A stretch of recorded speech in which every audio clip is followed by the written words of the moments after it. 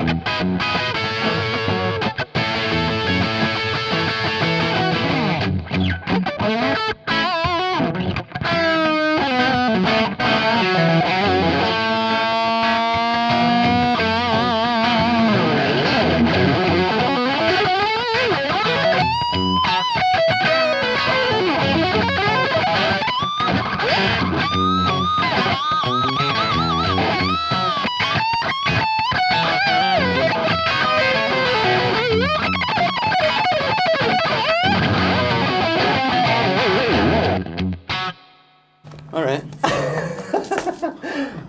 Hell yeah. Well, here we are. Oh my god! Funking out in F sharp. Funk, F sharp. So yeah, that's what you do in F sharp. All right, how's it going, man? You know what? It's really cool. This whole thing is an amazing opportunity and an experience. Oh yeah. To come in and hang out with all these people, because we're all. If you hold a guitar, and you're not a nerd, then I don't know where you're from. You're from another planet. Because if you hold a guitar, we geek out over guitars, amps, and Tuners. yeah, and never leave it on the headstock. It just looks so bad. But you geek out over guitars, amps, pedals, even speaker cabinets, and like now everybody's diving into like direct from the amp into recording situation. Yeah. So we're going through a lot of different things that just make us geek out. Like, fuck, that's cool, and fuck, that's cool, and what? That's all that shit, right? Yeah, exactly. Yeah.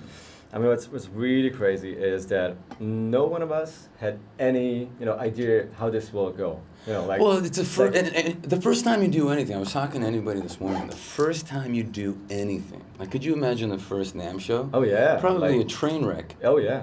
5 times a day.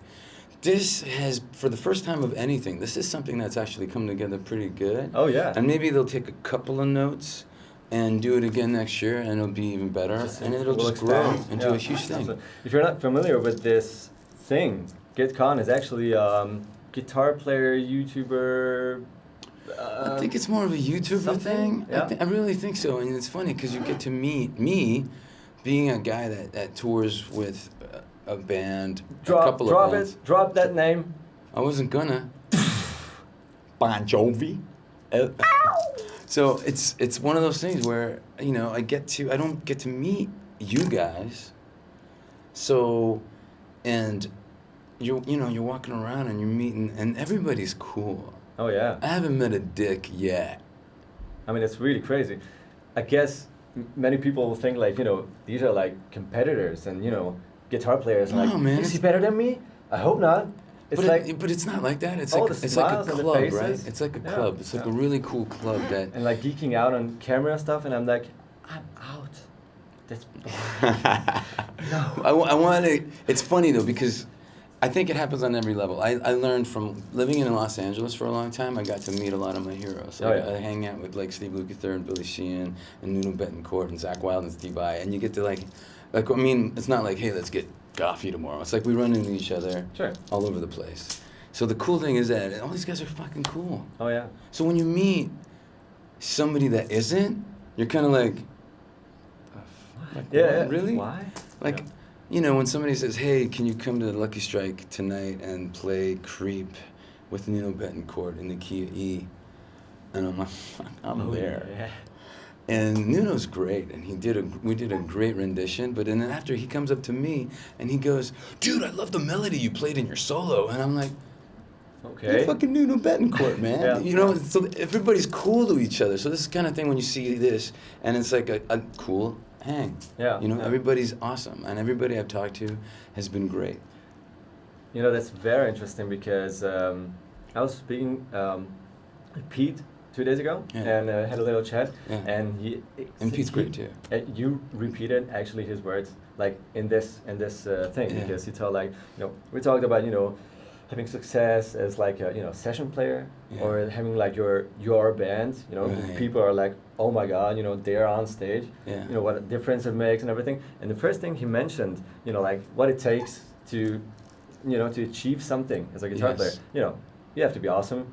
That's like, you know, no question. I mean, you have to have practice. You know, practice is pretty important, right? Absolutely. But that's like, you know, that's like the first step. Yeah. But you are not allowed to be a dick. Right. Because like, nobody will want to work with you. Yeah. Or maybe they do because they need you, but it's like... Well, everybody, like, I don't mean to cut you off. It's like, I watched the Hired Gun documentary because I'm in it, and, you know, and I've been helping promote it. And it's about all these people, all these side guys. It's all about people that have played with Rob Zombie and Alice Cooper and in Bon Jovi and, you know, Derek St. Holmes, who's an amazing vocalist, and and guitar player, but he's been playing with Ted Nugent since I was a kid.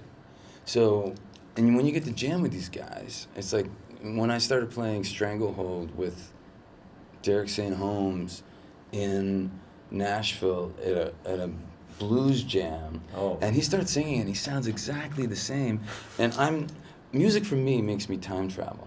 I mean, I think it happens to everybody. You remember your first kiss when you hear a song. You remember your first backseat experience when you hear this song, and I was 11 again in my dad's basement dropping the needle. Yes, the needle on vinyl. Double Live Gonzo in my dad's basement. I was 11 again, and that was like an incredible moment.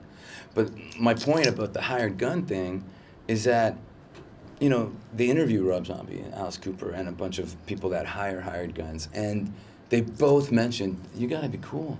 Oh yeah. Because you're gonna be on a bus or a jet or something. You actually live and if together, that person's right? Yeah, you're roommates for a long time. Oh yeah. So if you don't get along, you're fired. Basically. Yeah. Yeah. If you can't play nice with the other kids, out of here. You step in the corner. Yeah. And neon rise. No, but people know you for many reasons. Mm-hmm. You had tons of session work, studio jobs. That's an amazing everything. thing too. Yeah. I mean, I want to ask about that as well. Sure. Just like an overall view, you know, what you did, if you can summon it in like 2 minutes. You had the Spread Americana madness. Which was like a fluke, I think. Because that wasn't the goal. I mean, there wasn't a lot of YouTubing going on back not like 10 at all. years ago. It was pretty much pioneering stuff. And our thing was basically, it started as an actual guitar demo, like this is the treble pickup, this is the neck pickup, see you next week. Goodbye. You know? And then it turned into, you know, using different amps and shredding and singing Zeppelin and I, you know, my funny side really came out, which was an attraction, I think. But we had no idea. We had no idea it would become what it did. We were just having fun. You know what? And I got Dustin Jack, me and him together get in a room, and it's a blast anyways. But when he was on that side of the camera and I was on this side of the camera, it just became magic. Yeah, you know? yeah. I guess that's just you know, how things happen. Yeah. You don't really mean anything. Well, and the funny thing is, a lot of people, it just starts. It's their goal. Oh yeah. And then they don't achieve it because they don't know what they're doing really. They don't. You know, or really they're faking feel it. and it's not authentic at all. When it's honest. Yeah. When it's honest, that's when people really take I'm note. pretty sure people, that was the reason why people appreciated Yeah. that channel and what you were doing that much. Because it was like massive. Thanks, man. Oh really? I mean, I watch you as well. I mean, you know, I don't want to lie. You know, I think everybody did who was into like, you know, checking YouTube stuff and into guitars and awesome sounds and, you know, watching other players like, you know, to, you know, check out, you know, how does he do it. And I, for example, check a lot, you know, I had a bad monkey because of you. I've heard that a lot. I've done clinic, and you can't get it anymore. It's discontinued. I know. So I've actually signed a lot of bad monkeys, which That's is awesome. That's a sweet pedal. That was another thing that threw me back. It was like people are buying bad monkeys and then Digitech calls me and he goes, "Hey, do you want to do a limited edition bad monkey?" And I'm like, what the? And then you start to realize that people are really paying attention here. Yeah. You know. Did your life change, like, more than usually at any certain point in your life? I think like a really radical change. Okay, the whole Bon Jovi thing was, and that's a good question. The whole Bon Jovi thing is obviously going to take your life to another level. You think? Absolutely. But it really, really didn't. It as much as you would think. Okay. Because. You know, I was still filling in for Richie Sambora in 2013 when I did over 100 shows. Oh yeah. And a lot of the fans came to my side, which was really great because at the end of the day, the entertainment value is the show must go on. I didn't come to take Richie's job. I didn't come to, you know, take over. Yeah. I came to help the band in need. And I think people realized that was my attitude, and then they liked me for it. Yeah. So that was kind of cool. I also think it escalated on the last record, This House Is Not For Sale, because I actually recorded on 4 songs late in the game, because the record was already recorded, and I said, well, let's get Phil on the record. And then it was like, hey, we're going to put you in the artwork. And then you open the jacket, and there's my picture. And then I show up at a gig, and a fan's like wanting an autograph, and my face is on their T-shirt. Oh, yeah. And then you pull up to the arena, and you're 20 feet tall on a banner outside, and you're like, oh. Then it really escalated. It rang the bell. It really. And I, you know, why wouldn't it at some point? You know? I mean, come on. But I don't mean that in a dickish way. I mean it like, now I used to get. Any airport in the world, and I would get recognized. And if it was a girl, it'd usually be, oh, I saw you with Bon Jovi. And if it was a guy, it would be, I love your Fred Americana videos. Or, you know, they come up to me and go, hey man, it's Phil X! And I'm like, dude, we're at an airport. Can you keep it down? That kind of thing. But no, and I love it when people do that because obviously they got it from somewhere. Oh yeah. Right? Oh, yeah. So when it did escalate, like now it's, people are like, now you're on a plane, and you're okay. This guy, like we fly commercially when it's long distance, and I was coming here, so I had I was on a commercial flight. This guy, hey, I was at your show last night, and these two people, hey, I was at your show last night, and this guy, hey, I was at your show last night, and that was Sao Paulo, Brazil. No way. Yeah, I was there. Yeah, I was. The show was Saturday, 50,000 people. Stadium, amazing. Oh my God. I thought it was like our best performance because of the energy, and usually you're like, all right, it's the last show, let's go do it, and you're like, oh my God, that was the last show? Why can't we keep going, bro? Yeah. So flying here and having all these people, and then the guy beside me, I'm thinking, oh no, he was at the show last night, and we're on this flight together for 11 hours, but he was really cool. Okay. And then not until we landed, he goes, if I don't get a picture, my wife will kill me. I mean, that's a cool guy. Cool dude, let's do a picture. Don't want to disturb, but like... Yeah, no problem. You know. But when I get up to go to the bathroom, and this guy goes, can I get a photo? And I'm like, okay, but let's make it quick because I've been holding it. You know? So it's one of those things. But everything like you're saying, you know, like if you figure your life is going to change. And yeah, it does. And the other thing, as my career escalated, my family escalated. I have 2 small children now, almost 2, I know, almost 1. 4. Oh my God. And I have a 20-year-old bonus son that I go on the road and I'm, oh man. But FaceTime, although it's just FaceTime, it really... Such a difference, right? It makes I don't know how they did it before. Yeah. But you get to communicate, and I get on, and he holds, my 4-year-old holds the phone, and he tells me stories and what he did that day and stuff. Stop it, I have a... And it breaks my heart. It's amazing, but it breaks my heart that I'm not there experiencing that. I missed my daughter's first steps. Oh, really? Yeah, so that was heartbreaking. But my wife is amazing. She sends me video, and we FaceTime, and here she goes, look, hey, man. I'm like, oh. Oh my God. I think that's the really most hard. important thing. I mean, there are all those, you know, people that achieve incredible things, you know, all over the place, like artists, musicians, you know, whatever, politicians, whatever, you know, somebody. If there's nobody backing this person up, like from you know, like really holding him together or her together, that's like way harder. You need stability at home. And it's funny because John has 4 kids. He's gone through it, right? Wow.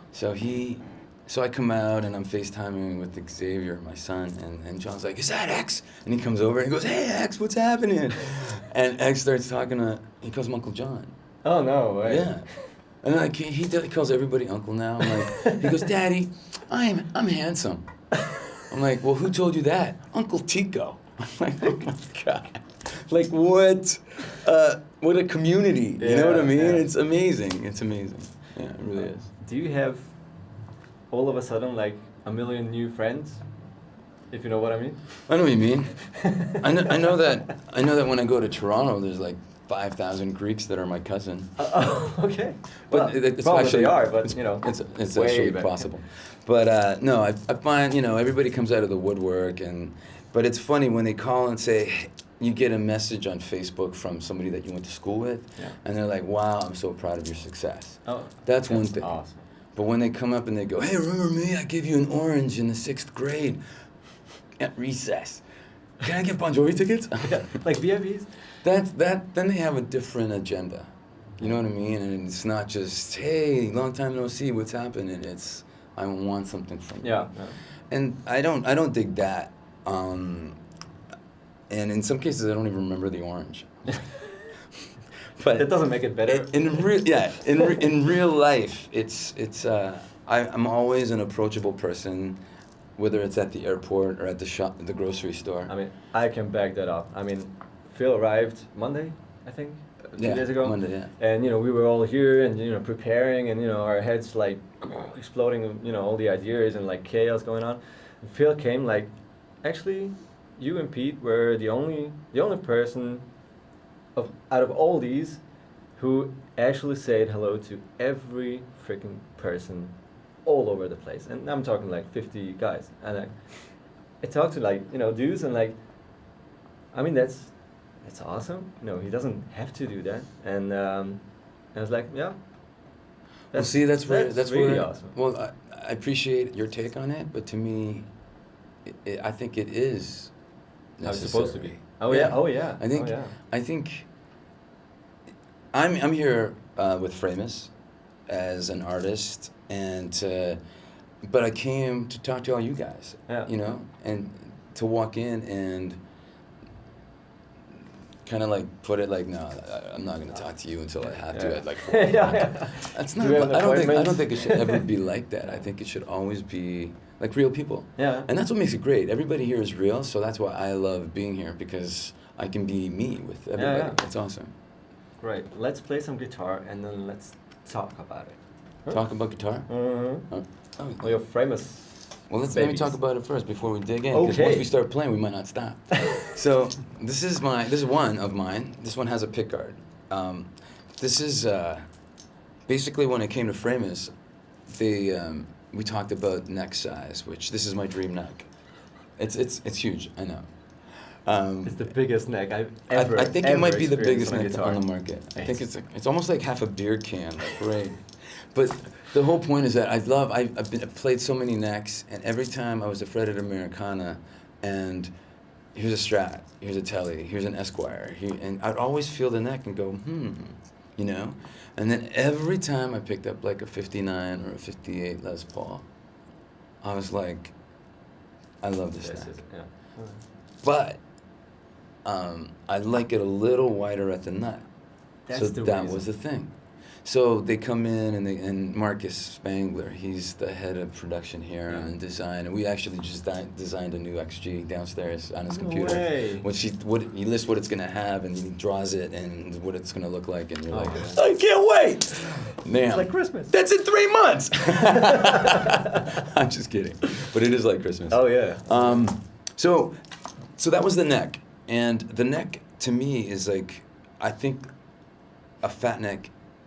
I really do believe it affects the sound. Oh yeah. You know, so I love how it feels. I love how it sounds. I feel how I can feel everything vibrate through it, and then I've always loved like a Les Paul Jr. makeup, which is a hunk of mahogany with one P90 in it, and that fat neck. So I love the sound of that. So this is how this came to be. But the shape is kind of like an SG. But it was actually a Jack Bruce Warwick limited edition bass. Oh, okay, with the offset, the horns and everything. But I made the horns a little pointier. Okay. Because of Angus Young, and I love big knobs. But the whole point was, you know, they were like, we want to build you a guitar, and I'm like, well, I've been looking around and nothing's really turning my crank, but I love the Warwick Jack Bruce bass. If we can make that a Framus guitar, then I'm down. And they're like, done. What kind of neck do you like? 59 Les Paul, a little wider at the nut, done in an hour. Wow. And then the next day they cut out a body and put hardware and a pickup in it, and I was playing it. So I was really blown away.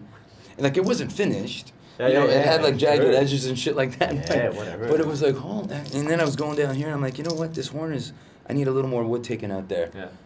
15 minutes later, the wood's gone, and the guitar is perfect. So this is my dream guitar, like, to be in a situation where that is accomplished.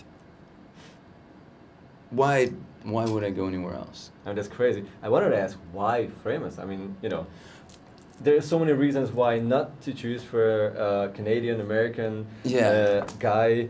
I'm German brand. I mean, well, like, you know. Yeah, the thing is and there's an honest answer about regarding the big guys. Yeah, I mean, Gibson that's the only and reason. Fender. It's not a quality thing. It's more like no, it is a quality the thing. Names. Oh, quality control.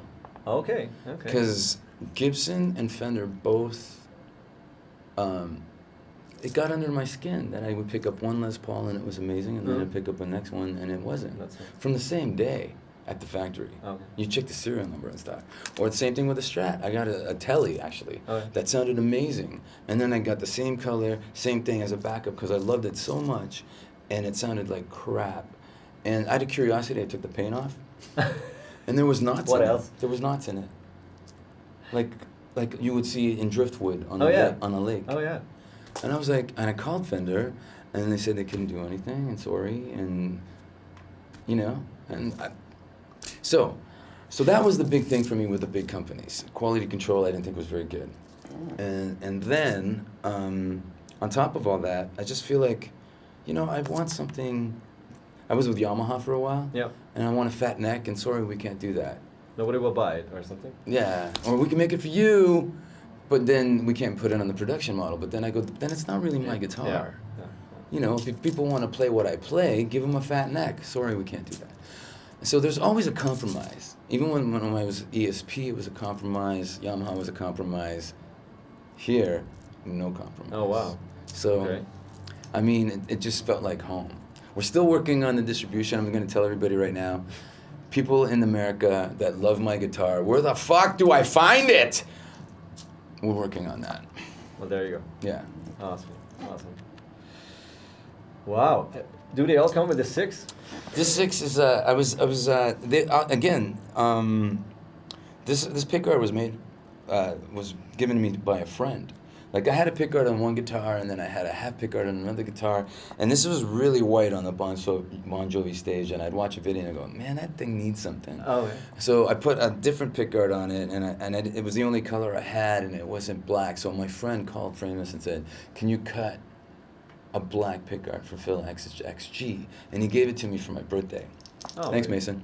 That's awesome. But they cut it for a humbucker. Yeah. But I put it on anyways. Yeah, sure. And I kind of love how it looks. It has a really cool vibe to it. You kind of, see the P90 a lot more. Yeah. So, and then I was just, screwing around. I'm thinking, let's give it a little more personality. And 6 is my favorite number from when I was a kid. Mm-hmm. Because I was a huge Elvis fan because of my dad. And he did a race car. He was a race car driver in the movie with Anne Margaret, I think. And his racing car was number 6. Oh, yeah. So that's where the 6 comes from. And so people are like, so is that your 6th Framus? And I'm like, no, dude. No. It's Elvis. It's always Elvis. Yeah. So it's amazing for me. I just love it. It's funny because this was the first. So I came here and I had a few custom shop, and then we went with a team build to bring the price down. Yeah.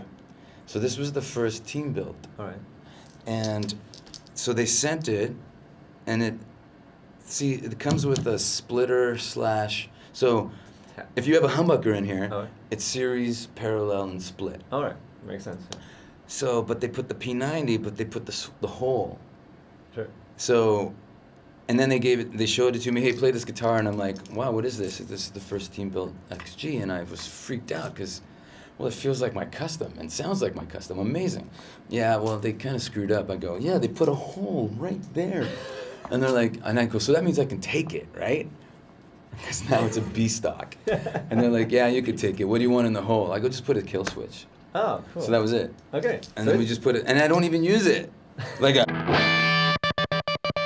I don't even use it, but it's just, it was to fill the hole. And now with the pickguard, you need something in the curve. I'm very visual. When I look at guitars, I want them to look really cool. And people, you guys were talking about aged and reliced guitars the other day. And to me, it seems like I think over reliced is, it doesn't look like it actually happened to the guitar. But I don't think there's anything wrong with aging a guitar if it looks good, because it gives it more personality. Yeah. And you touch the guitar in a way different. Yeah, totally. way. And people are like, Absolutely. why would you wreck a brand new guitar? To make it mine. Yeah. Like, it's not yours, so shut the fuck up. It's my guitar. Actually, there's a good reason for people taking relic guitars if they know that fact. Relic guitars, especially Fenders, are lacquer thinner because they know they will relic it. They know it's not a big deal if you see the grain. Oh, right. And it totally makes sense. Absolutely. They don't have to work as long to relic it. Right. So they lacquer it thinner. I was like, I'm in. But that's gotta affect the sound too, right? Yeah. Because so many people who play a lot of relic guitars say like, there is something about them. They sound more open or louder or something. Like, because they're lacquer thinner. Yeah. Well, the finish that Fender was looking, the polyurethane or whatever that. Yeah, for the normal production. Yeah. That was motherfucking bulletproof. Oh yeah. My Strat, I had to tell you, and it fell down the stairs, and it had a little ding here. Yeah. And the B string went a little flat. That was indestructible. Yeah. But the paint job especially. Yeah. Like, if you put, paint remover on a Les Paul, goodbye in, 8 minutes. Yeah. Polyurethane? Fuck, I guess I gotta put it on for a whole day. Yeah. I mean, Robert Baker told just an hour ago, he has also a poly... I like him, by the way. Oh, he's such great. a cool guy. Yeah. He has also a Stratocaster or something, and it's poly finished. Yeah. And he was like, man, I played this guitar for 12 years. And it looks like brand new. It pisses me off. I was like, yeah, totally. That's the reason why, Yeah. you like to see your guitar changing over the time. I mean, you look different, you know. Yeah, exactly. Why shouldn't your guitar look different? You know, age Exactly. with you. You're right. It's like the real deal. Let's jam. Let's do it. Oh yeah. Should we say goodbye? I think we say goodbye. See you, man. Thanks for hanging out. Woo! And thank you for bringing me on. Oh yeah, absolutely. And Easy with the nails. I mean the rings. There's something. We see you guys every Thursday with new guitar stuff. Please subscribe. Please comment. How awesome.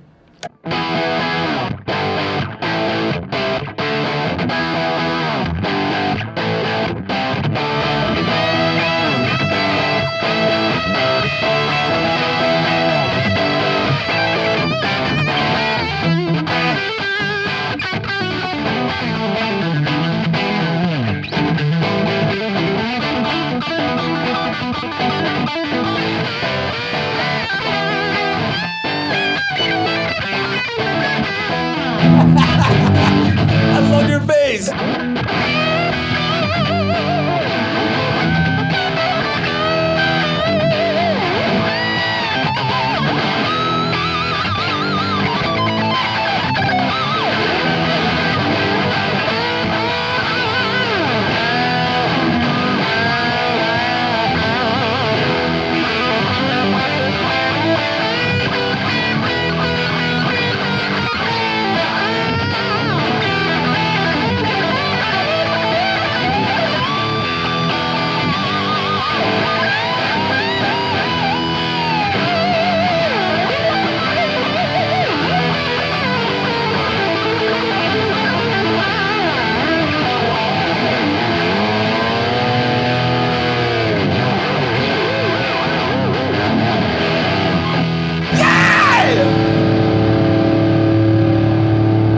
Good night.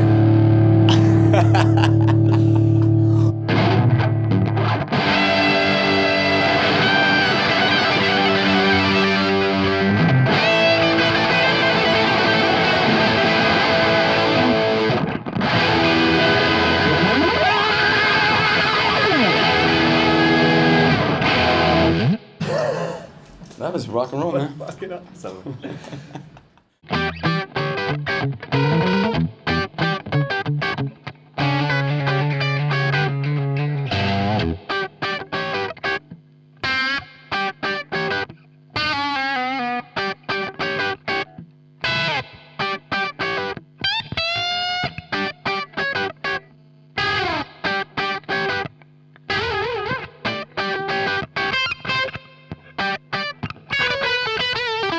I do that too, man.